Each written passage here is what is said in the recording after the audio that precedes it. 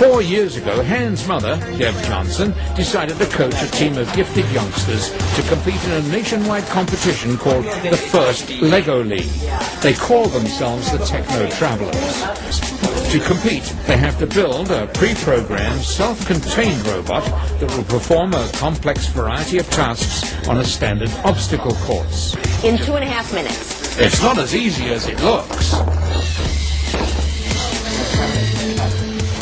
This group gets help here from teammate Zach Suchek, who still participates even though he recently moved to Florida.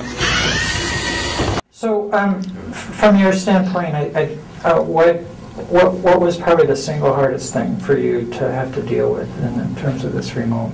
At first, just realizing that everyone that you can see is here, but Zach is there too, and you got to make sure you talk to him and acknowledge that he's going to have an opinion about what we're talking about too.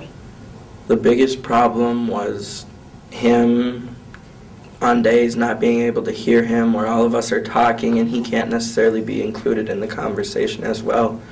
And so when we say something, 3 seconds later he's laughing, and it's like, that was over now. We're not laughing about that anymore. I think the hardest thing for me was actually not being here, so I couldn't necessarily work on the robot or interact with everyone as much as I could if I was here.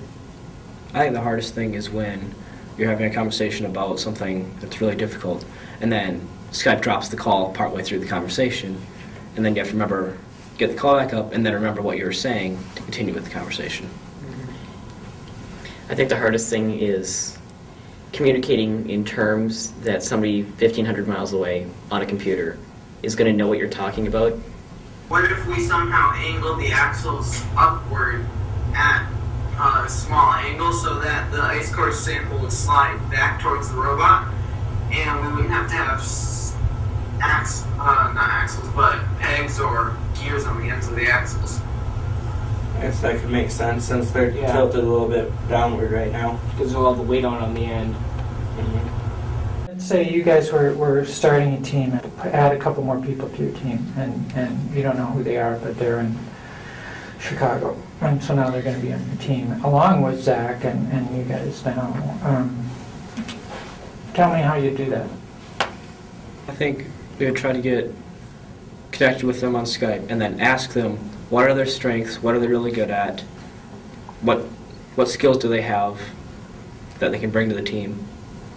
Also, what drives their ambition in this process, or why do they want to be here working on this? I mean, there has to be some connection between these people in two different places that have never met. If you had the opportunity to talk to somebody that was going to be starting a team of people in two different locations, what's the one or two most important things that you tell them? Probably be patient. Probably don't give yourself the option to fail.